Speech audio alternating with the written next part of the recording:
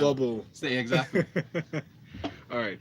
Phone So, numbers. Are we giving phone numbers and all well, that good yes, stuff? yeah. Should we? They've memorized the numbers, but let's give it to them again. So that WhatsApp number for your messages. Please join the conversation by sending messages to WhatsApp 0809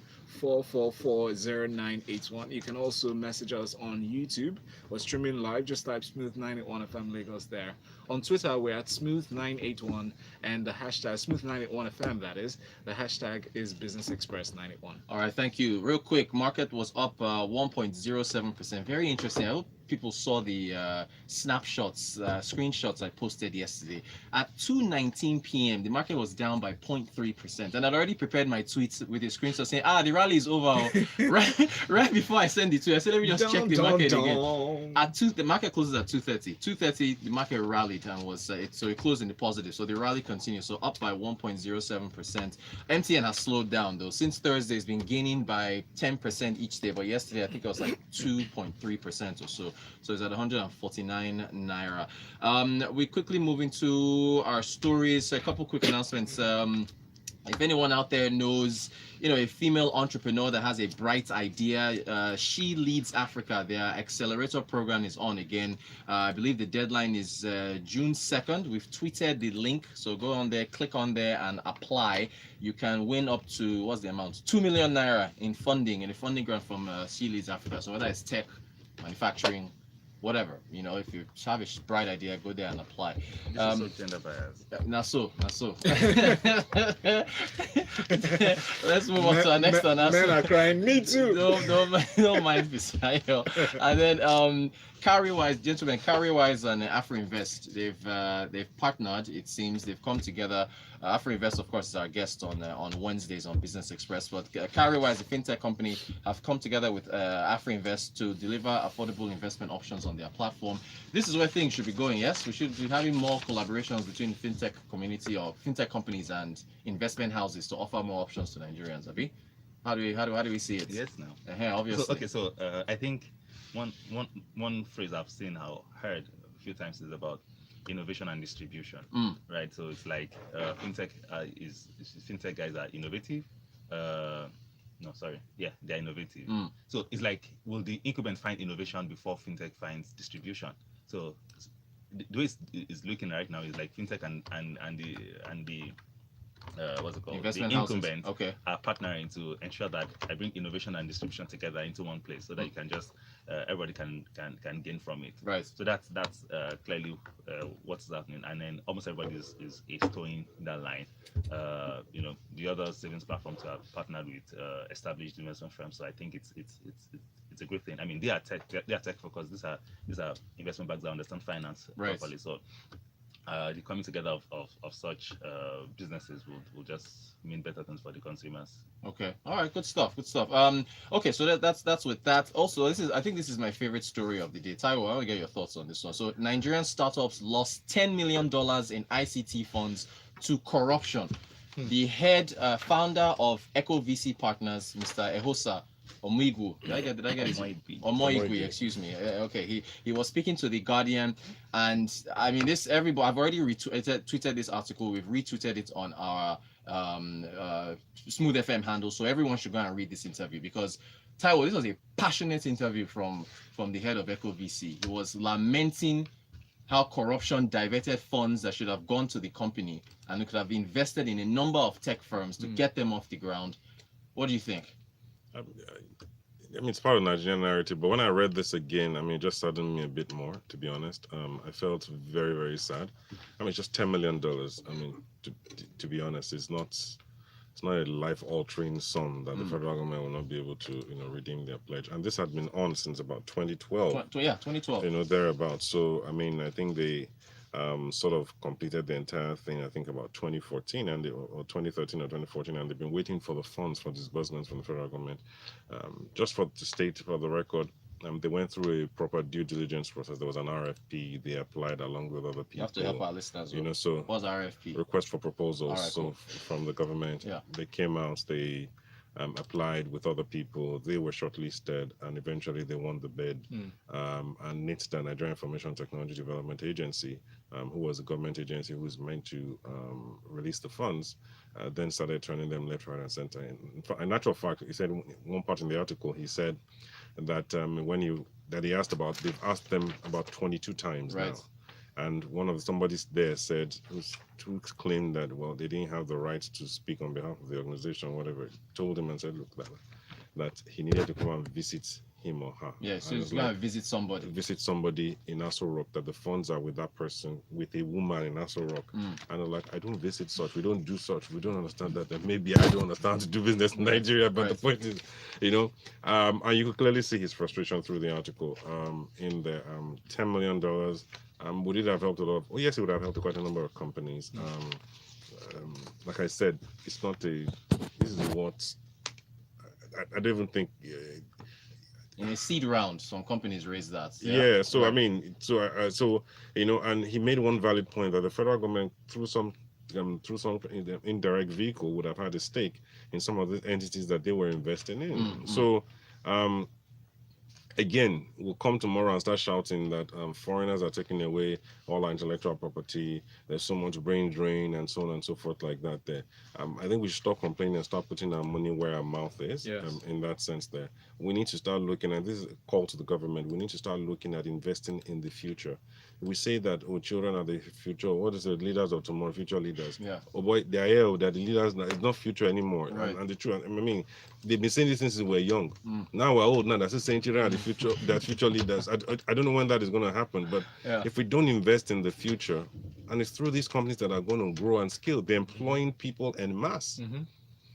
So I don't know how many people the government is going to. That $10 million that they didn't. So what else? What was the alternative? What was it used for? And I think we need to start investigating things like this as to why they didn't come up. Another thing he said was that when there was a regime change, or when it complicated things as well. Yeah. In that sense, like that, there.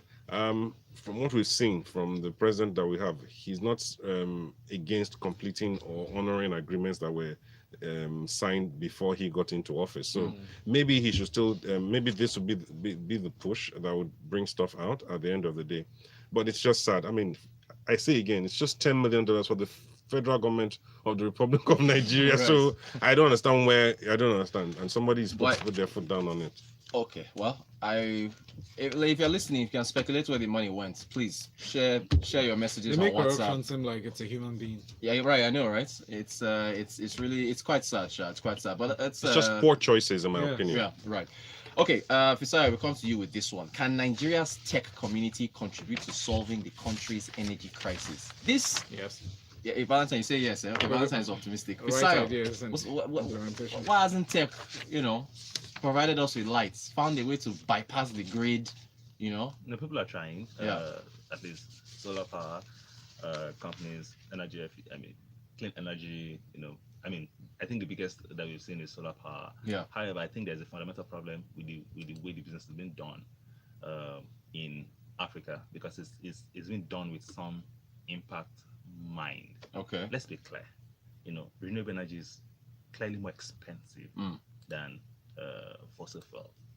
It's more expensive to generate power, to store power using batteries and all of that. So on the business perspective, so saying that I'm able to provide you power and you pay over 3 years. So there's something called cash flows. So it means that I've invested so much cash in buying this equipment, and I won't recoup the money until 3 years after. It means that it puts me in a bind, in a negative cash position every time. Right. So it means that as much as these companies try to provide renewable energy to people in the bottom of the pyramid, because the economics don't work for them, they always run into trouble. So we've seen Mobisol, the company that closed down recently, raised tons and tons of money, but still it didn't save him, because the technology being driving his batteries, the German technology, they're expensive. They're not from the countries we know. As I mentioned, China, but so it's German technology.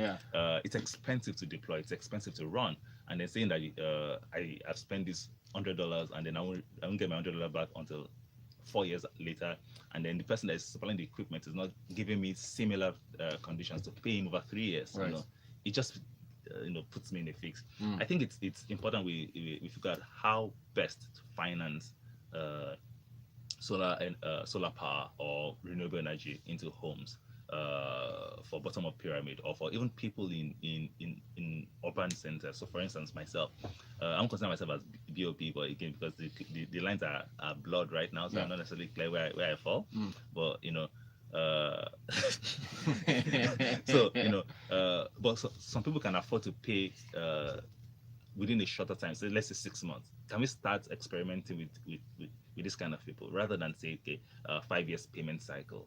Really, it just puts you in a negative cash position. I think you're right, but I also think they're tackling the problems a bit too granular. When you want, so it's power. It's something that is required by a lot of people in that sense. There, this whole the way they do it, and these portable energy solutions that a lot of them are deploying, it's actually not sustainable, because it's limited in its use, and And its life cycle. yes, and also at the end of the day and stuff like that, so but it doesn't give you that. So we're here now, there's electricity, there's light, we can feel the electricity all around us, but these other ones, you're selected as to you plug your TV, charge your phone, plug your laptop to it. It's not powering the Limited house capacity, in right. itself like that at the end of the day. What I think is we need to have people, I don't know what that this is, a licensing issue from Nigeria, NERC, Nigeria Electricity Regulatory Commission and stuff like that, but we need people who do it at a much larger scale, and then can sell to more people. So somebody, for example, can take Victoria Island and say, look, I want to provide alternative power solution there, or generate power. So at the end of the day, whether it's you're using alternative power, whether it's solar, whether it's gas, whether it's whatever it is that you're using to power it, people are paying you for a service. Now, you're not having to, it's a lot of people. So whatever cost of investment you put in there, you can amortize it over a period of time. So And it's them, a lot easier, in that sense, that there's no point.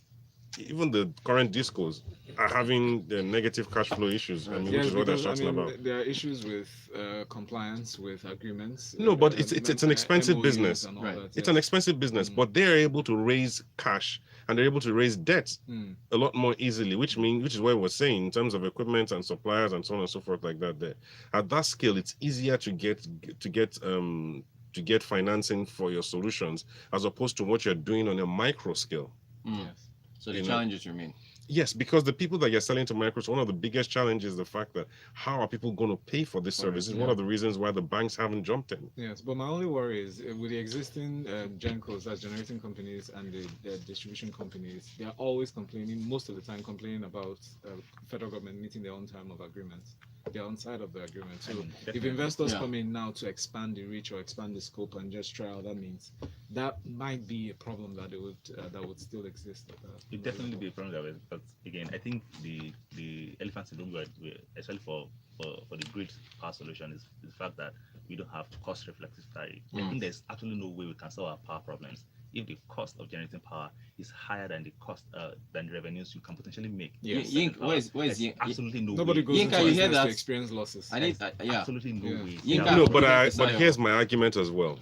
These guys saw these things before they went in. If I was speaking to somebody who helped structure one of the deals and developed part of the framework for this privatization of the electricity company, and the guy was telling me, he said, look, we told some of them, he said, look, do your due diligence before you step into it. He said the liabilities you're going to incur are much bigger than what it is that you anticipate. And someone said, no. In fact, let me quote. Somebody said that we lost out when it was GSM. We don't want to lose out on power. So people went, so let's acquire it first. When we acquired, now they're seeing the realities on ground. And their eyes are their eyes are up, and they're complaining at them because they've got to go and carry debt.